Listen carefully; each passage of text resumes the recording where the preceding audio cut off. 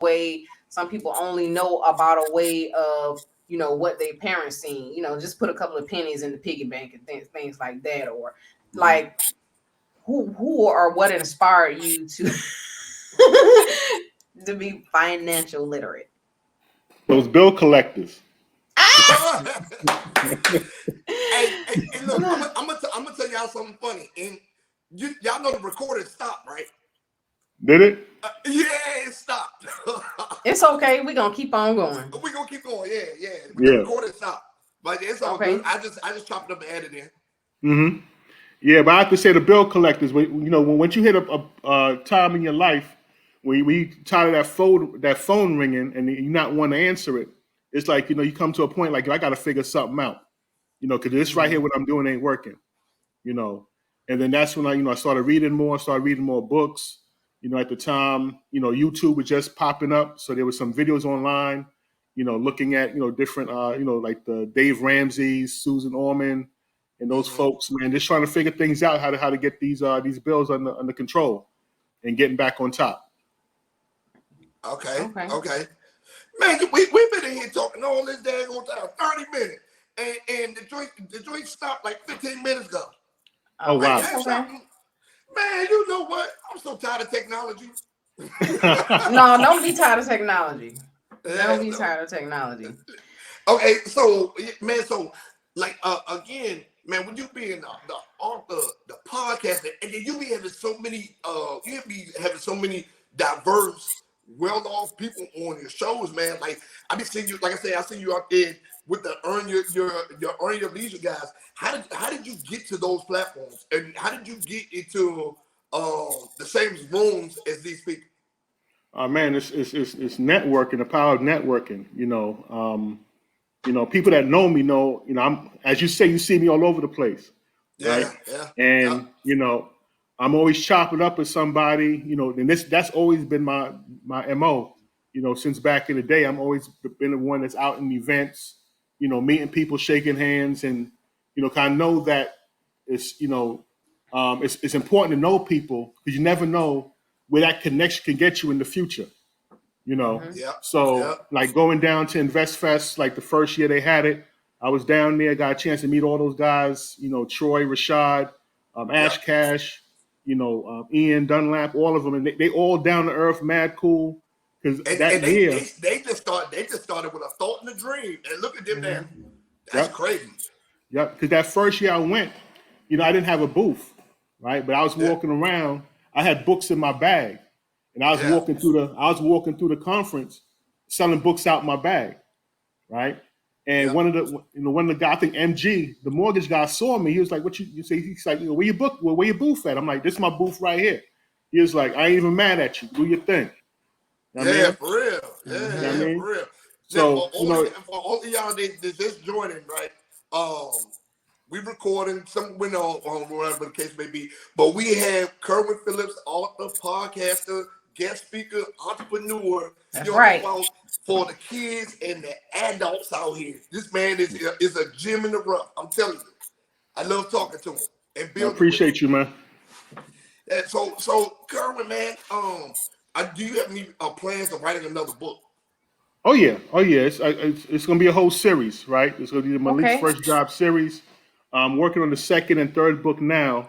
Kind of procrastinating a bit because it should have been out by now. But all the stuff I'm doing, you just got to really sit down and focus in on it. But it's going to be out by the end of the year, right? Okay. The next book is going to be on investing, teaching investing basics to children, and then also about credit. That's going to be the next two books that drop. Yeah, I'm gonna say because if you think about it, when we did elementary school, remember the thing was bring $10 to school and then they give you that little receipt and they give you like a little checkbook. You know what I'm saying? And then, but that's all they taught. They ain't teach nothing else. Yeah, I guess they taught us how to save, but they didn't really go take it to the next level. No, right. Right. I probably still got that same $10 in that bank account. You know what I'm saying? Yes, sir. Man, yeah, you've been on here dropping some gems, man. I'm so mad that I just realized that the thing cut out. It's all man. good. It's all Yeah, good. man. For everything that we missed, you definitely have to come back. You know what I'm saying? I Yeah. know that. But But yeah, man. Let's go and keep this thing pushing. So, how I do have like before we get to the meat and potatoes. Okay. So, No, I'm what advice? vegetarian. That me too. So he gets to the potatoes and the I- potatoes. no doubt. No doubt. Let's go. And so what is the best advice you can give to say your neighbors or your parents or something like that, and you see that they're struggling with handling their kids or handling finances for their kids? What's the best advice you can give them? Oh man, they're having some difficulty teaching their kids, financial literacy. I would say just, sometimes kids have to fall before they figure it out, right? Yeah, If you're trying to teach them a lesson and they're not listening, right? I remember my parents used to always tell me, if you can't hear, you're gonna feel, right? mhm. yeah, Um, yeah, you're not gonna. Sometimes you won't figure certain things out until you experience it, right? Like you could tell a yeah. child all day, "Don't touch that stove; it's hot.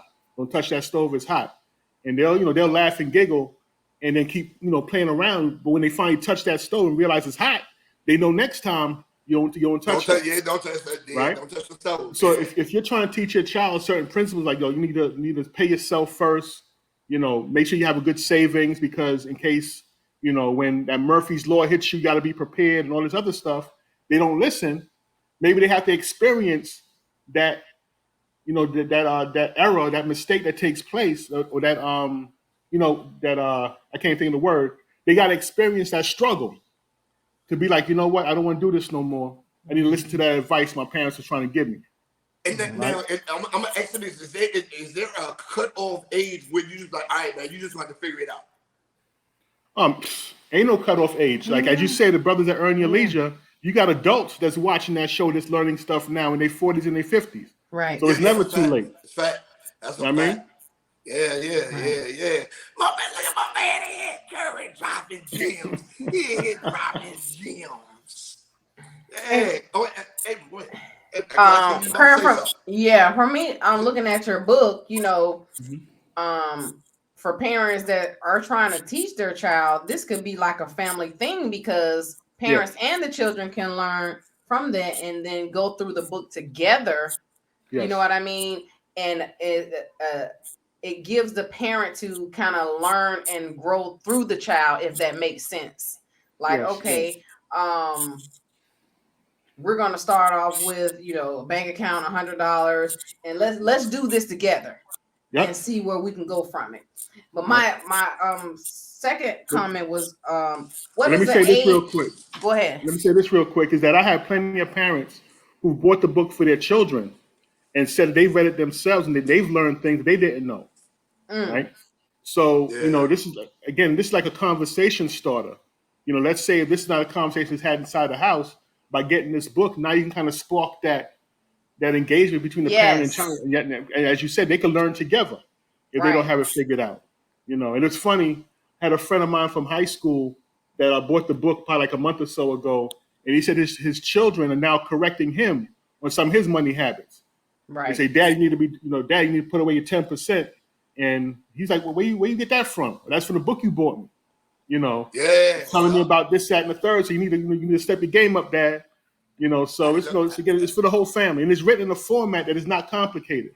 It's written, Mm, Mm-hmm. in simple language, simple terms. Because sometimes when people think about finance, they think it's about all the jargon and the technical right. terms. But this is written in a story format. It's easy to read, easy to get through. But then the principles are there so that you can kind of get started on those getting your money right. Right. The foundation. That's right. The second thing that I wanted to know, that I had a question about, I remember you said that your I forgot what you called it, but we just gonna go with Summit because it's a group of Yeah.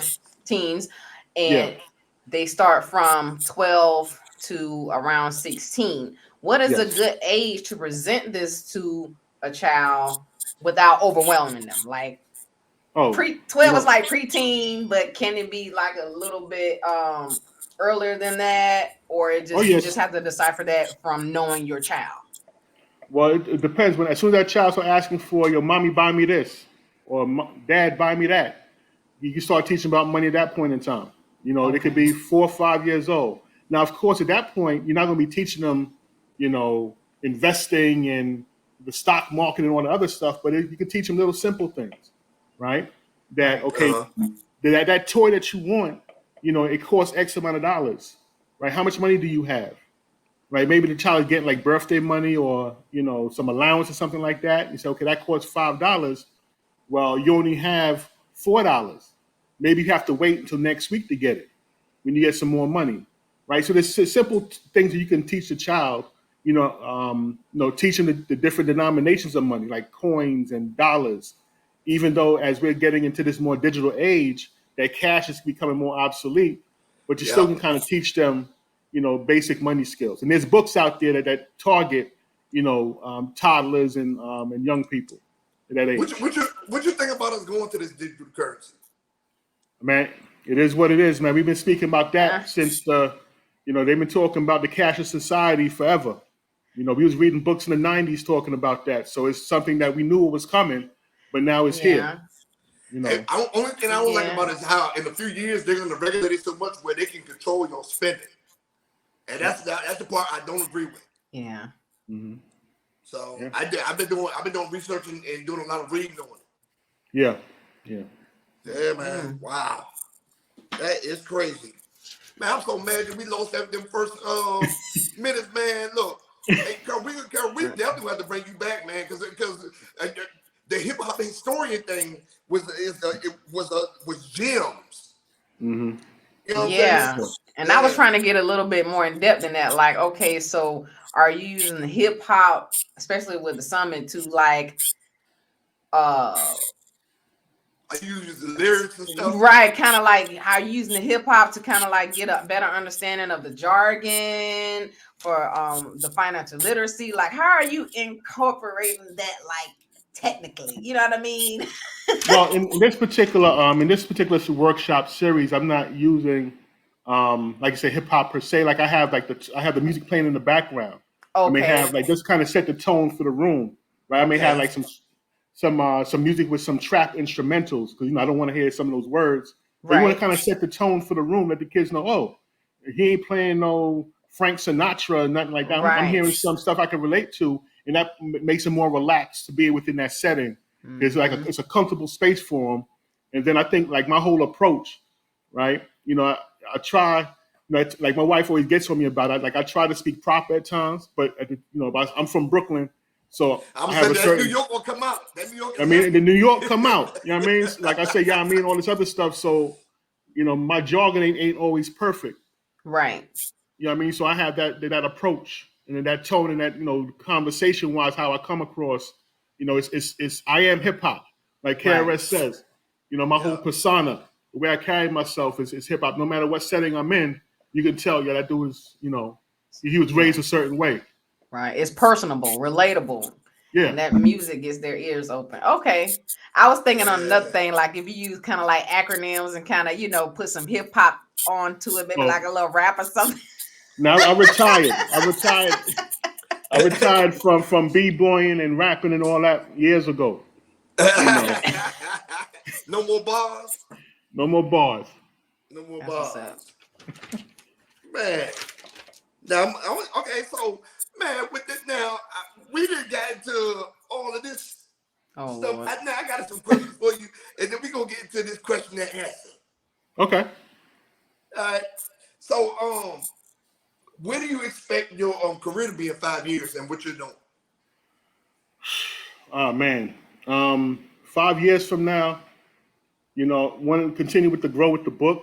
I have some other things that I want to do with the Malik's First Job brand that I'm looking into because I have it actually trademarked, right? I got that trademark. I own the rights to that. So Malik's First Job, like I said, now you have the book series and you have the podcast, right?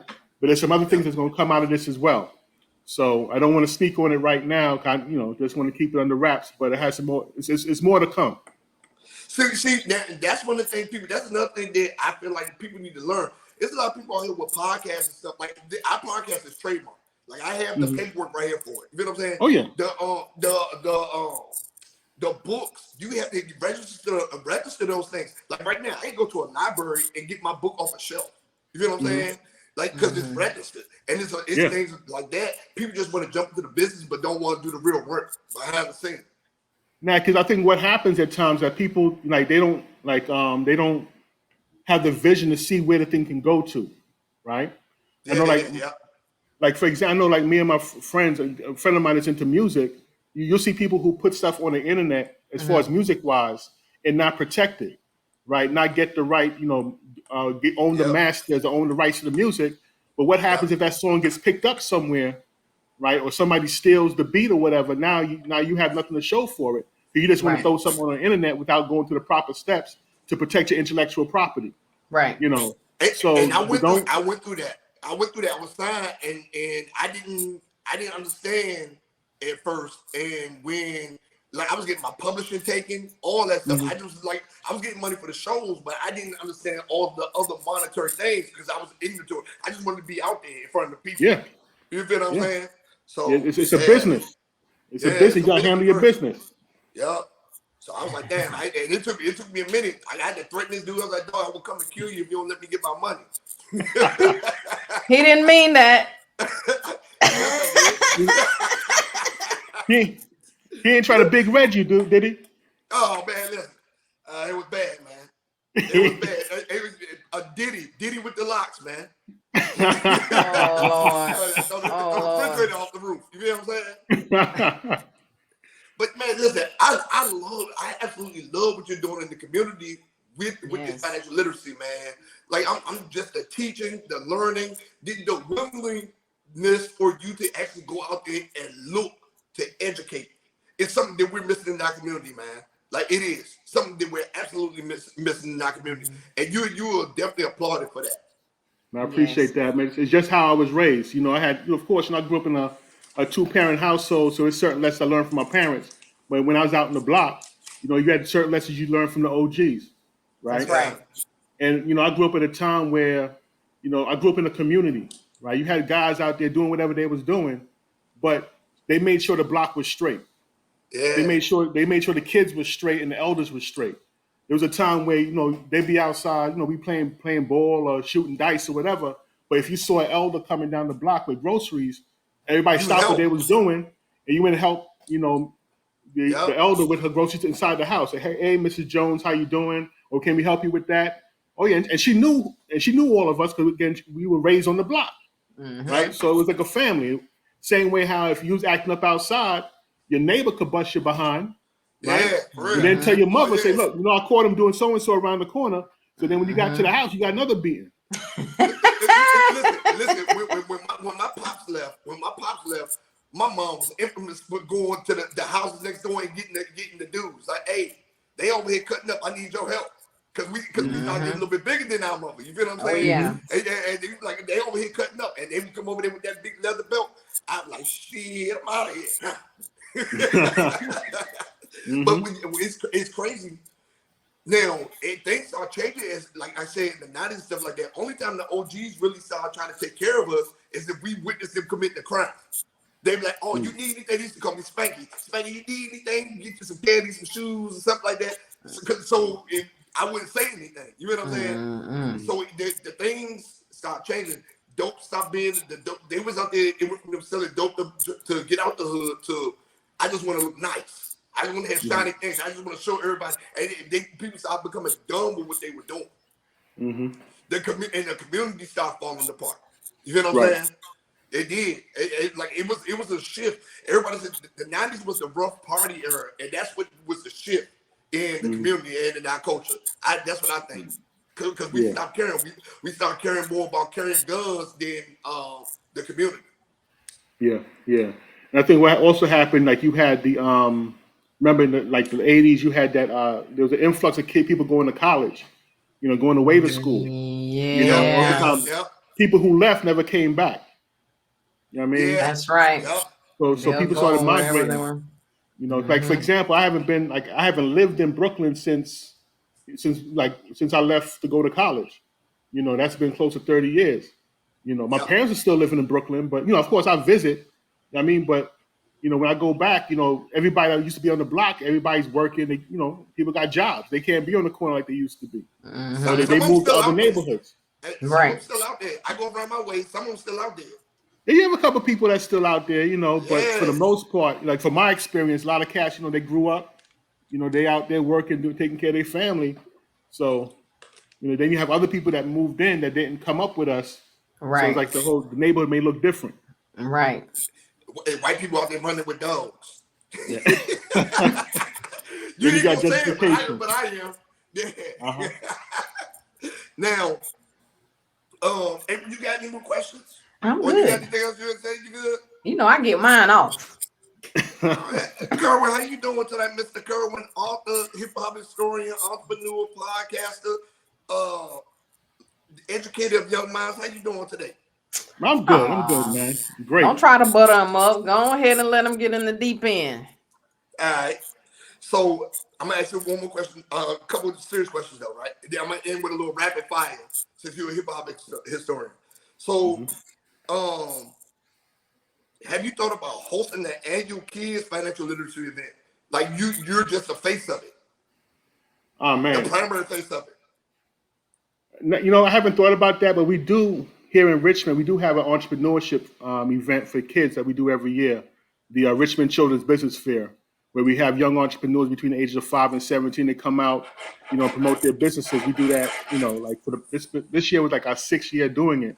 Oh, And we wow. normally have about 70, 80 kids that come out with with tables, with products, services, and then the public comes out and supports.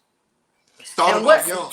What comes up from that? Like, do they maybe have like a scholarship opportunity? Do they have opportunity to go to one of your youth courses? What is something that the the young entrepreneur, besides exposure, I know that, and Right. getting money on this on the spot. Well, we have different partners. Like we partner with the Metropolitan Business League, which is an organization here in the Richmond area that supports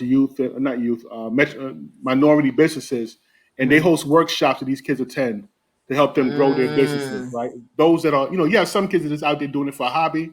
Then you have others that really want to try to grow their businesses, so they'll go into the MBL programs and learn how to structure the business, how to to apply for the business license, marketing, strategies and stuff like that. Then we also have the Enough Foundation, which is another partner that we work with, another nonprofit, and the sister who runs that also does classes for young people. So it's a group effort, Awesome. that we all kind of work together to kind of make this stuff happen. Getting them out there, exposing them to networking and everything like that. That's awesome. Yeah. I'm still so mad that we missed the first part of this, the first couple parts of this interview, man. Because it was like gems being dropped, man. And like, Kerwyn, we're going to have to definitely have you come back, man. Because I'm going to have to go ahead and retell that story and everything. Fuck, man. All right, so next question, Mr. Kerwyn. All right, come with it.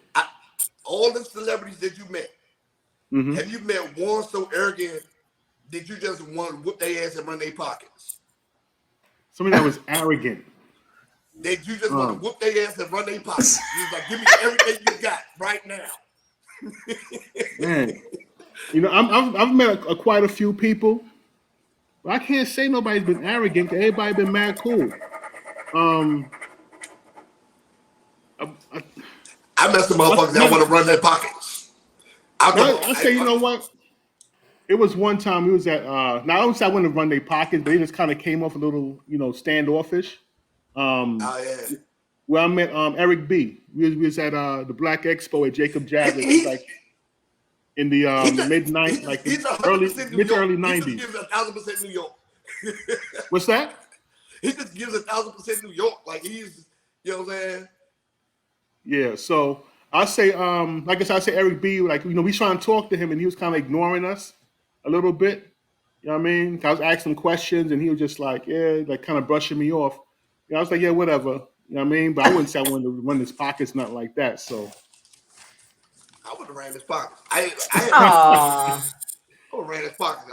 I had a couple of situations with Caesar, dude from Black Ink, where I was about to dust him off in a VIP because he thought I was just some dude there. You You know what I'm saying? I remember one time I was out at a little event, and I didn't know who this little up and coming rapper was. You know, like he was just talking all this, and I actually smacked him, and I tried to take his chain. Lord. Yeah, so there's been some dudes. There's been some dudes that I was like, yeah. I was like, damn. You said what? All right. But the most recent one was Caesar, though. He's about to get to work. Oh, wow. So we don't promote violence. We promote unity. It's part of the journey. It's the journey of a jackass. All right, so next question, Mr. Kerwyn. Ready? Yep. Yeah. We're about to get into it. Okay. I'm gonna get back to a regular one first before we get to these other ones. What do you think? What do you do that you feel is most beneficial to for the community? Your books, podcasts, or the guest speaking? Which one out of those? Which one is most beneficial? I think the guest speakers who I bring on to my podcast, because it kind of gives them exposure and let the community know the different resources and stuff that are out there. Because it also gives I don't know everything, right? So I bring people on who can kind of share and give jewels, right, to the community and share for the culture. So so I think it's the guests, right, because they're able to provide information I may not have, right? Because again, it's a group effort, it's a community effort, and we all got to do our part, in helping to help to build the culture. That's right. Okay, yeah. Man, that's a good answer. That's it. Kerwyn is the guy. I am Kerwyn. Ready? Yes, sir. What is the dirtiest city you've done an event in? Say it again. What is the dirtiest city you've done an event in? The dirtiest? Yep.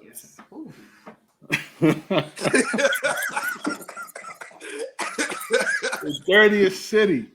The dirtiest city you've done an event in. No shame in the game, baby. The dirtiest city. I gotta say, it depends. Like every city got its good parts and its bad parts. I mean, some cities, no matter where you go.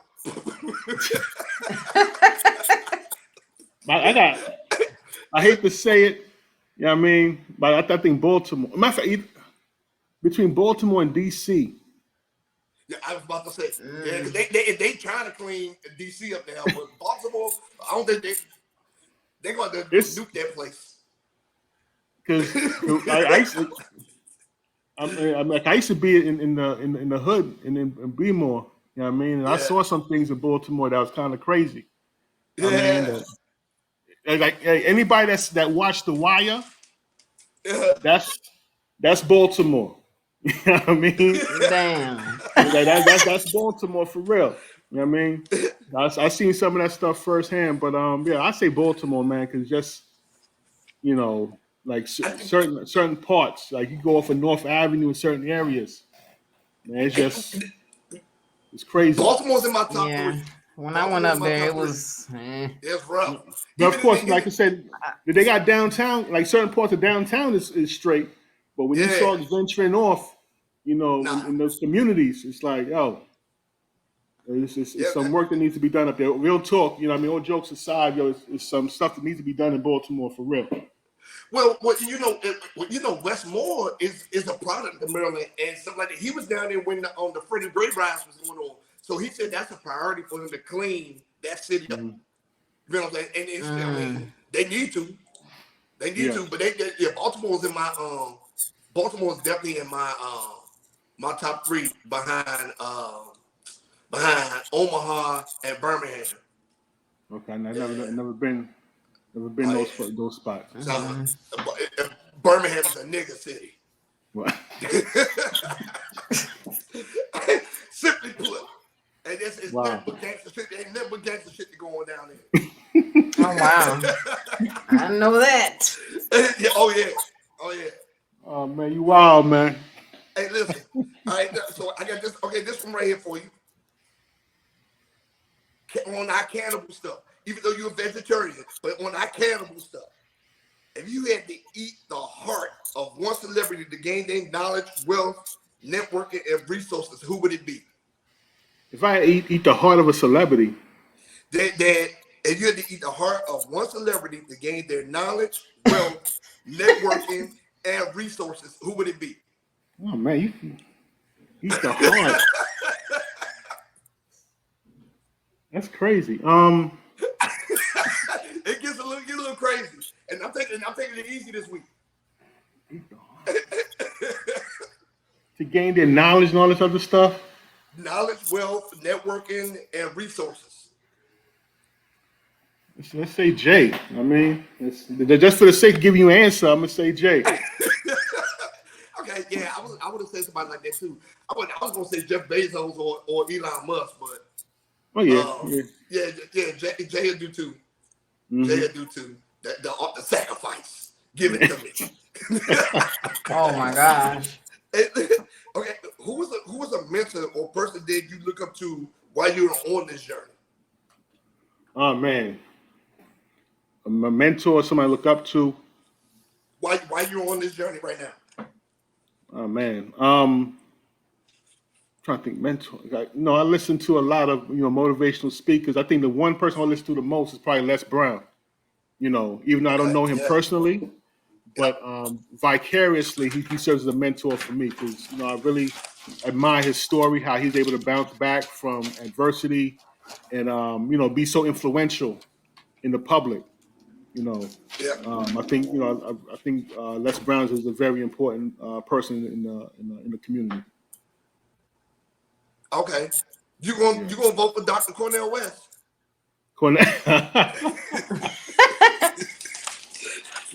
Probably not. I gotta see who else is out there. Okay, rapid fire, man. Rapid fire, because this is something new I want to try since you a hip hop historian, right? Okay. Rapid fire. Jim Jones or Pusha T?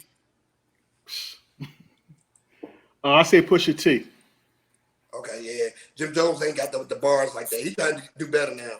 Scarface or Ice Cube? Man, Cube. I gotta go with Cube. Cube. Yeah. Run DMC or the Beastie Boys? Run DMC. Run DMC is the right for the Beastie Boys. Okay. Helter Skelter or MOP? You from New York? These are New York groups. Helter Skelter or MOP? Come on, baby. You done did me dirty with that one. Yeah. You from New York, so I know you know about these groups. Actually, MOPs live down the block. I mean, over the hill in Brownsville. And they both from Brownsville. Yep. I gotta go with a tie on that one.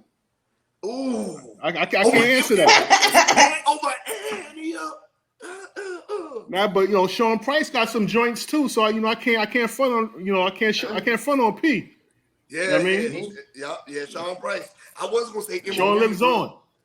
Yeah, he lives on. Yeah, I was gonna say MOP right. or Mobb Deep, but I was like, nah, Helter Skelter, they grind me too. So, now, if you had said Mobb Deep, I'd have said MOP because that's Brooklyn. But Helter Skelter and MOP, that's family. I mean, that's like choosing one brother over the next. So it's right. That's totally unfair. Right now, Rough Riders or Wu-Tang? Rough Riders Wu-Tang. with the locks. Wu-Tang, okay. Wu-Tang. All right.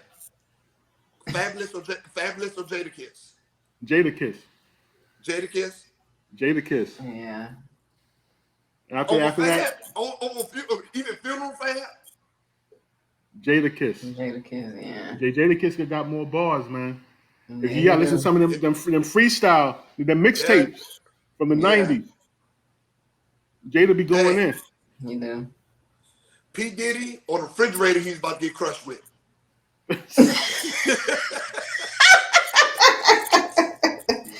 Oh no! What's that about? What's your refrigerator reference? I'm not familiar with that. Look, when the locks was up at the radio station. Oh, like, yeah. You don't let us out this contract. We're gonna drop a refrigerator off this building and kill your ass. I'm like, damn. You remember that? No, I remember the conversation. It was up on Hot 97. Yeah. But I remember the refrigerator reference. Yeah. I gotta listen to it again. Yeah, you don't let us out this contract. We're gonna drop a refrigerator off the roof of this building. Damn. That's funny. I'm like, damn. But yeah, man, I appreciate you coming on today and everything. Yes. Man. Dropping all these gems and everything. Definitely. So where can everybody find you? Oh man, I'm in the streets, man. You gotta see me all over the place, but coming to a city near you is where you find me now. But seriously, I'm on social media. You can find me at Kerwyn Phillips on Facebook, Instagram, Twitter. You go to maliksfirstjob.com to check out the book. I got the YouTube channel. You know, if you want to check out the podcast, look up Malik's First Job Podcast on YouTube or on your favorite podcast platform, on all streaming platforms. Check us out, man. We got some great guests to be on there. You know, let's chop it up about some important information that we need for our community. Yes. When is your next event? When you got events coming up? Oh man, so like I said, I'm doing this stuff with the kids for the next few weekends. It's a virtual workshop. Like I'm attending some other events. I'm not doing my own event, right, per se right now. But I'll be I'm supposed to be at Invest Fest in August in Atlanta. There's a few other conferences I'm looking at attending. So just you get the table in Invest Fest? I'm not doing the table this year. I'm just gonna go and. I would say we might have to talk about that because last time I looked, them tables was steep, and I was like, oh yeah, you ain't gonna make that money back selling no books. I could say I'm about to say I almost last year I almost did, did, but it's just the way where I was sitting at, so it's all good, you know. Okay, man. Look, I appreciate you coming on, man. You know what I'm Yes. Yeah. Thank you. I'm still mad that we lost that first part, but don't worry about it. You definitely coming back.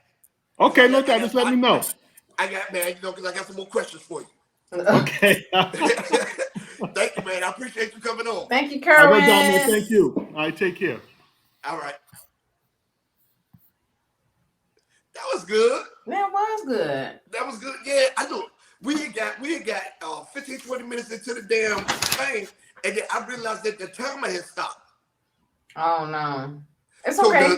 Yeah. I'm saying the story time and all that stuff is there ain't nothing there on there, but it's good because this week can be just the interview and everything after that. You know what I'm saying? Fine. All right, well, look, let's keep on rolling. What we got going on? We got some community events.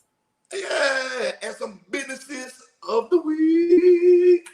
All right, I'm gonna go with mine first. So remember that business I was telling you about that I actually deployed with this young lady. It's called Garner Sweet Dreams, and her grand opening is actually Saturday at 10 a.m. So is the grand opening for her second location is on July 1st, and it's in Evans, Georgia. You can go and just look it up.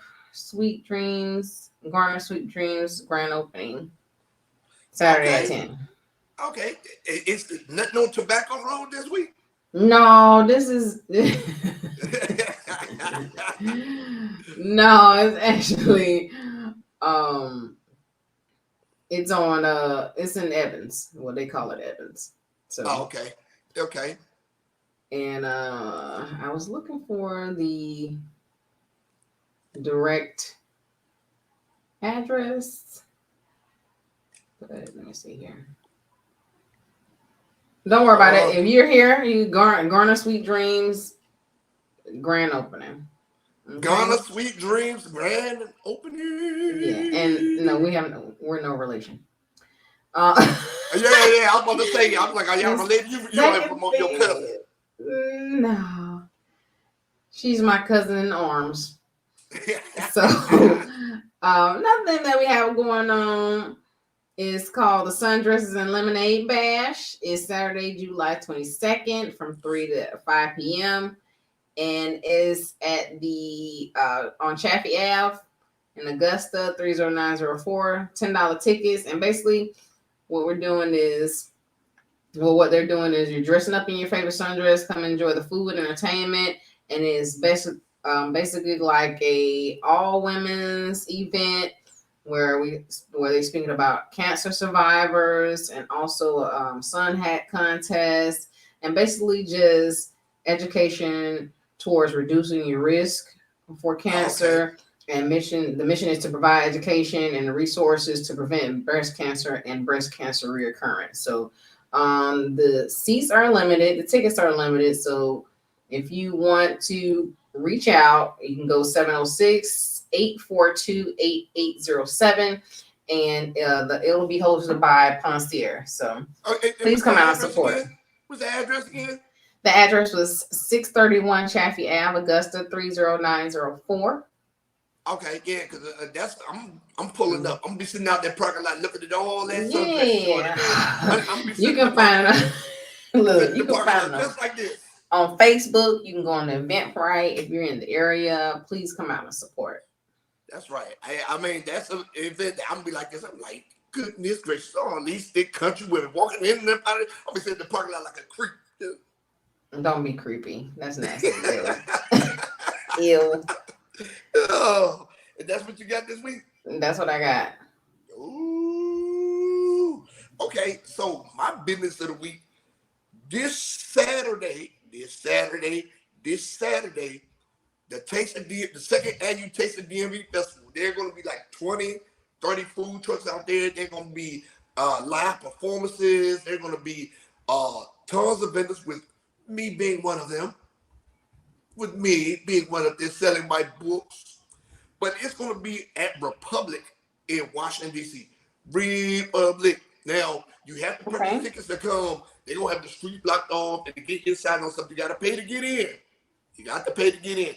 But it's going to be hosted by Step Level. She works at the radio station up here and all that stuff. There's going to be live music, DJs everywhere, live poetry, man. It's going to be epic. Epic. It's always one of my best events of the year.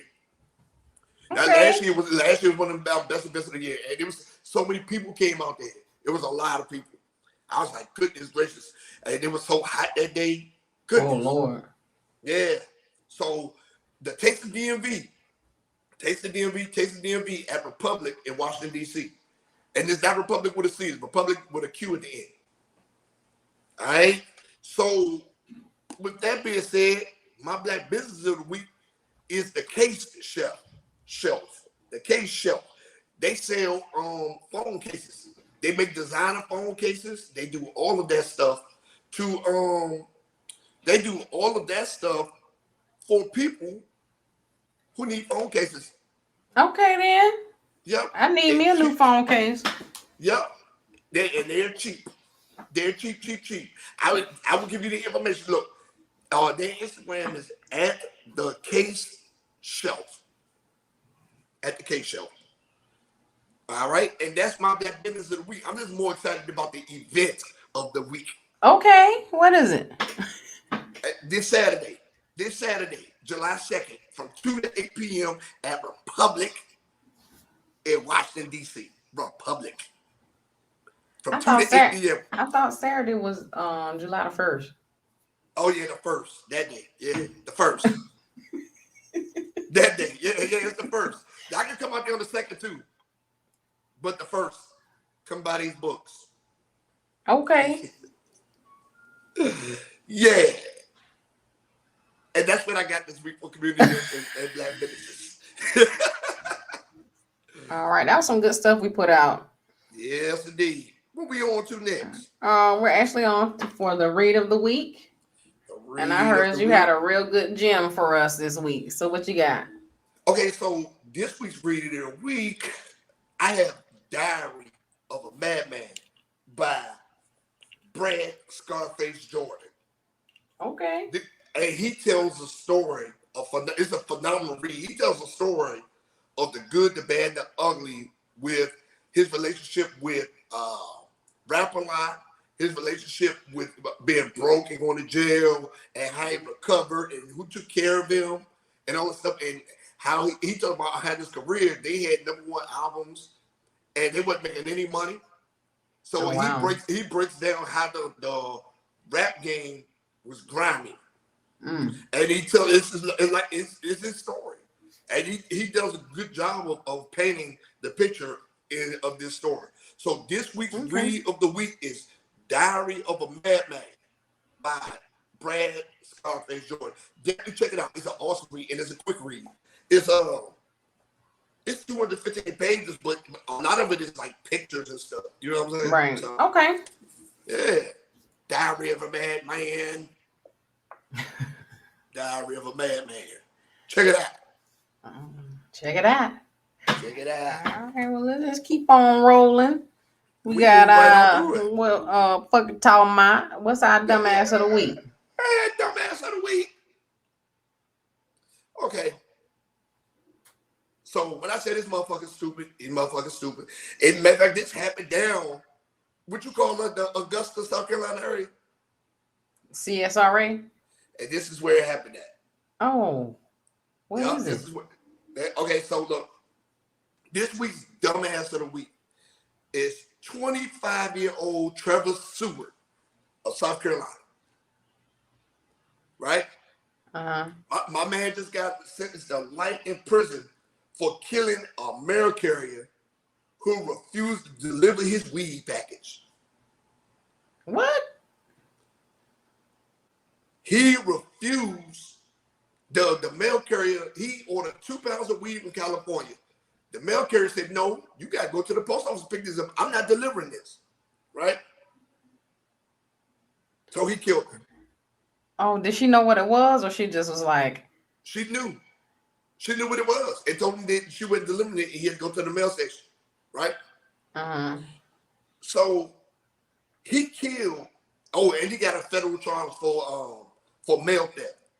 Mail theft. Because he went in there and he took a whole bunch of packages and he took his weed.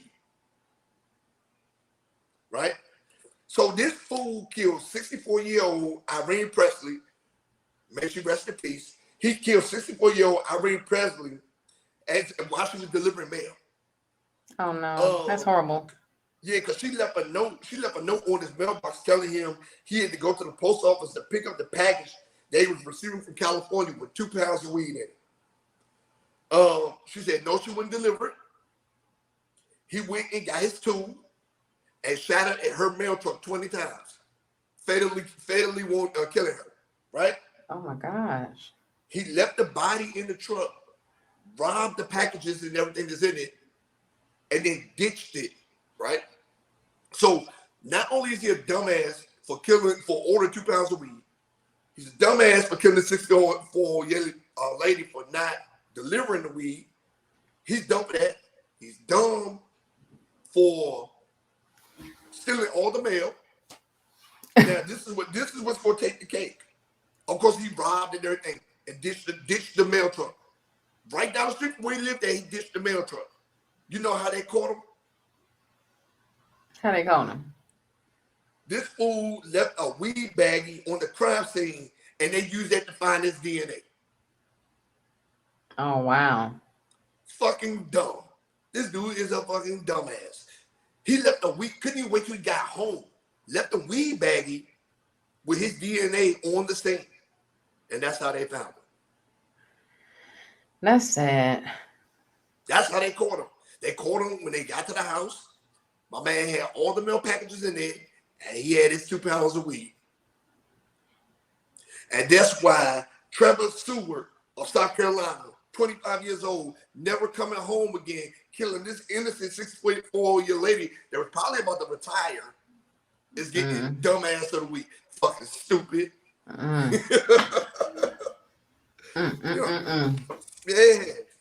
fucking stupid. That's what he get. That's I we never see the light of day ever again. I know that's right. You know what I'm saying? Uh-huh.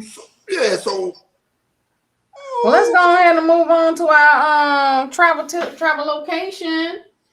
Y'all know I'm coming with it. Yeah, I'm saying you got the travel tip this week. I sure do. Yeah, you know I gotta go to my favorite place, which is Groupon. It's a 4-night, well, it's 4 or 6 night, all inclusive Casa Marina Beach and Reef Resort with air included. Okay, to the DR, and leaving from Miami or Fort Lauderdale, 4-night stay starts at $479. Okay, and this is all inclusive. You gotta be careful in the DR now. A lot of lady boys out there now. A lot of who? Lady boys. I don't know what that is. The lady boys. Oh, A lot man, of look. them out there now. Yeah, you gotta be careful in the DR.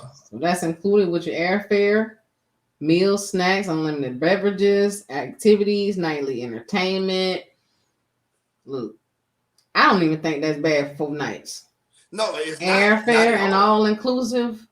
Yes. See, I So, was on Groupon and I found some resort. There was $59 a night, but the travel from the airport, to the resort was $70 a round trip. $70 one way, $70 one way back. Shit was this always was like a far as long fuck away. way. Yeah, Right. that shit was far as fuck. So yeah, but Yeah, that's so an y'all excellent talking travel about, tip. yeah, y'all talking about y'all can't go traveling. If you eat lunch every day and spend $10 for 30 days, that's what? That's $300. At $300. Okay. This trip is $479. And they have a lot of places to depart from. New York, Yep. Boston, Orlando, Philadelphia, Buffalo, Austin, Detroit, Chicago, Los Angeles. Y'all better hit y'all some Groupon up. Man, listen, and a lot of these drinks be all inclusive. All inclusive. That's all I look at is all inclusive. Yeah, you know what I'm saying? That's all I look at is all inclusive. So, you know. Man, that was a great travel tip. Oh, thank you. Great travel tip. I appreciate you blessing us with that information. Oh, you're welcome. I'm still so mad that we missed the story and then all the hip hop questioning and all that stuff, man. Dang. Yeah, it's okay. It's okay. Sometimes we have a little technical difficulty, but it's all right. I mean, we still got a lot of good information though. Yeah. A lot of good information. You know what I'm saying? Yeah. Man, but it was a great show. Other than the little technical difficulty, it was a great show. Yeah, it was a great show. Yeah, you know what I'm saying? We got some education about childhood financial literacy That's right. and all that stuff. Yeah, man, it was dope. That was dope. Extremely dope, man. I learned a few things. I was over there taking notes. He was like, Yeah, me too. He was like, you can hear it on the table. I was like, oh shit, my bad. I was taking Yeah. notes. You were writing loud with it. I'm Yeah. like, what are you scratching on? Oh yeah, I was goddamn taking notes. Shit, that was good though. So I mean, we done made it through another week. We have. Oh, Awesome week. Yeah. And I tell y'all where y'all can find me now on Instagram. It's April Golden Goddess Miss Cutie Queenship or April Queenship. Find me there. I'm gonna be posting a little bit more. And here I go. Y'all want to see me? Here I go. So here I go. Here I go. You know what I'm saying? Look, that's what's up right there. And y'all already know where to find me. And I'm also gonna put the links for our Instagrams on all of our streaming platforms, YouTube. It's gonna be on Instagram. It's gonna be on Apple, Spotify, Anchor, wherever you listen to these wonderful words we be speaking. It's that's gonna right. be there. You know what I'm saying? That's So, right. hey, but we made it through another week. We did. Yeah. And look, y'all just stay tuned. You know, it's just gonna get bigger and better. We got a lot of good interviews and special guests that's coming on. We are still, perfecting our craft. So y'all, listen to us, spread the word, share our videos. Yeah. Journey of a Jackass. Journey of a Jackass. It's a journey. We got celebrity chefs coming on. We have authors coming on. Adult financial advisors that work at banks and stuff like that. So it's good. And then we have a big surprise that I'm working on. Okay. Yeah, so big surprise. Boom, boom, boom, boom. All right, but with that being said, April, this was a great show. I had a great time. I did too. I always do. And I think it's time to go ahead and let it go. What you think? Peace. Time to let it go. And we out of here.